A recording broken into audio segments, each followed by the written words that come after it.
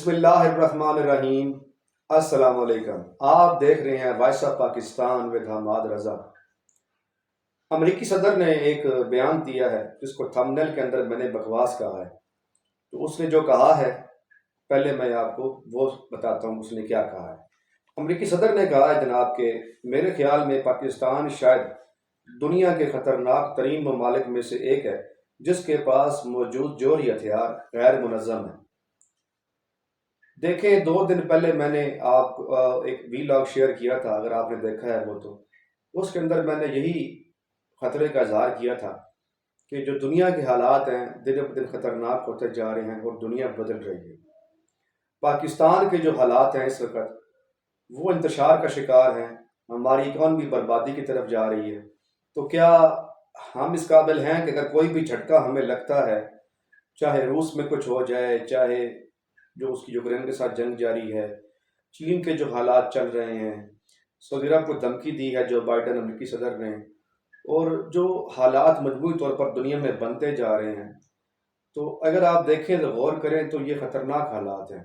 تو کیا ہم لوگ جو ہیں ایک جھٹکا اور برداشت کر سکتے ہیں؟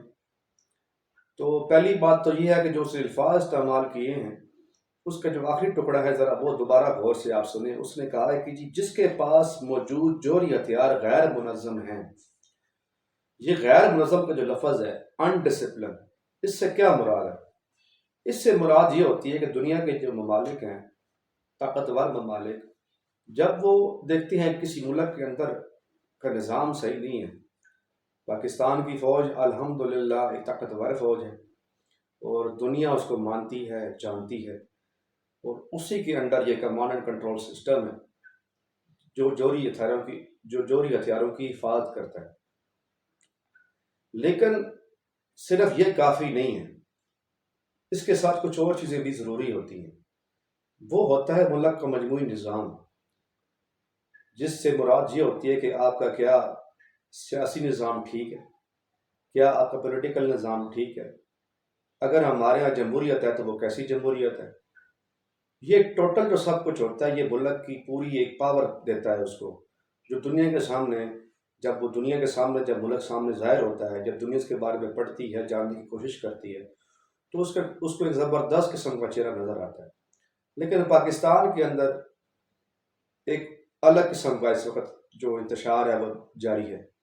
آپ دیکھیں تو اس وقت پاکستان کی عوام کے اندر ہمارے اداروں کے بارے میں دن بدن جو ہے وہ دوریاں ان کے بارے میں پیدا ہو رہی ہیں، وہ دور ہوتے جا رہے ہیں، ان کی رائے جو ہے بڑی خراب ہوتی جا رہی ہے، اور یہ ایک حقیقت ہے۔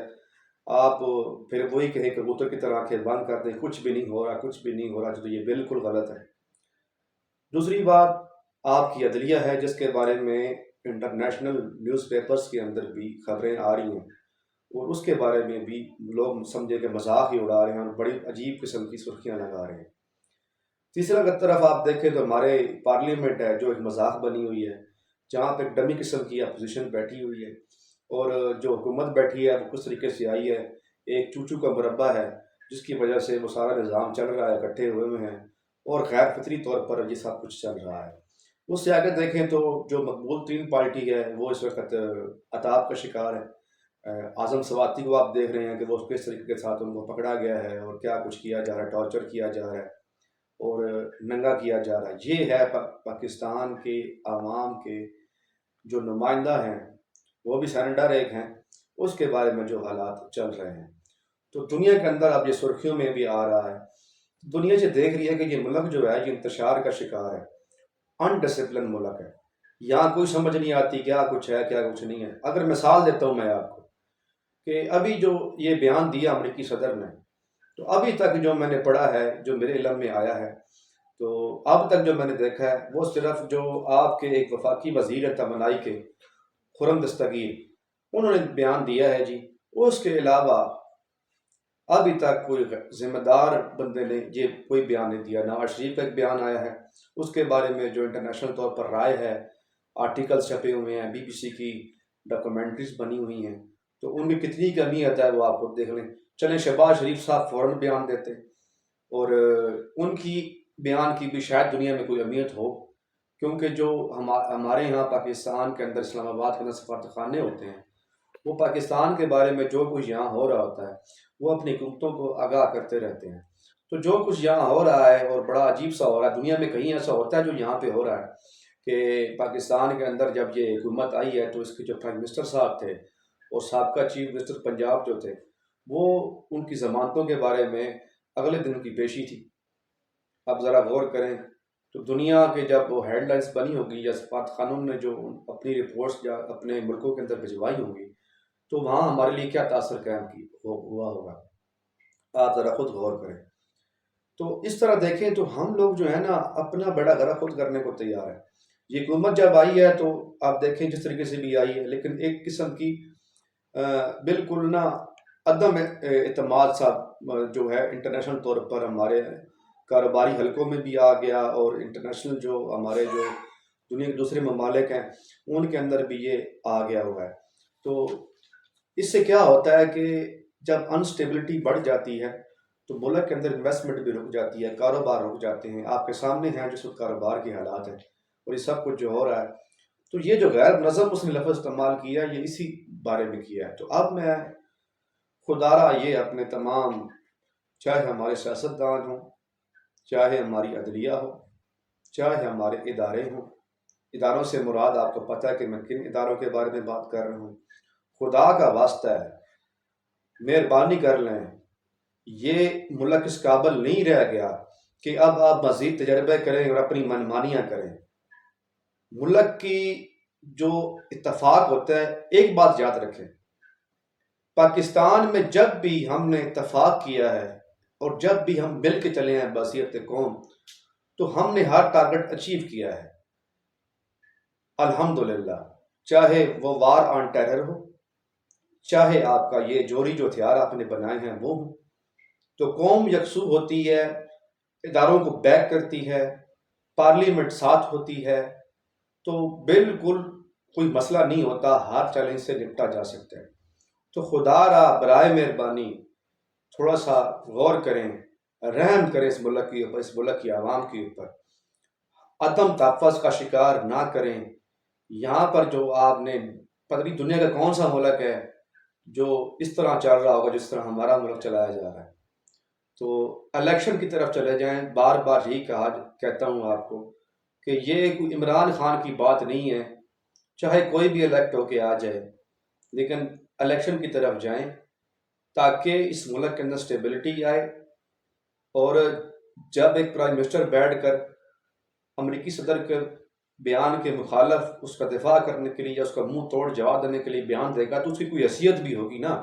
اب کیا آرمی چیف صاحب خود بیان دے دیں، پھر ادھر سے امریکی صدر بیان دیتا ہے تو آپ بیان دے دیں. اب جب آپ نے اپنے آپ کو اتنا ہی بیچ میں گھسا لیا ہے ہر چیز کے اندر، تو برائے مہربانی تھوڑا سا غور کریں. شاید میں نے تھوڑا سا حد کراس کی ہے، لیکن مجھے اپنا ملک بہت پیارا ہے، میرے بچوں نے یہی رہنا ہے، ہم کہیں باہر بھی نہیں جا سکتے.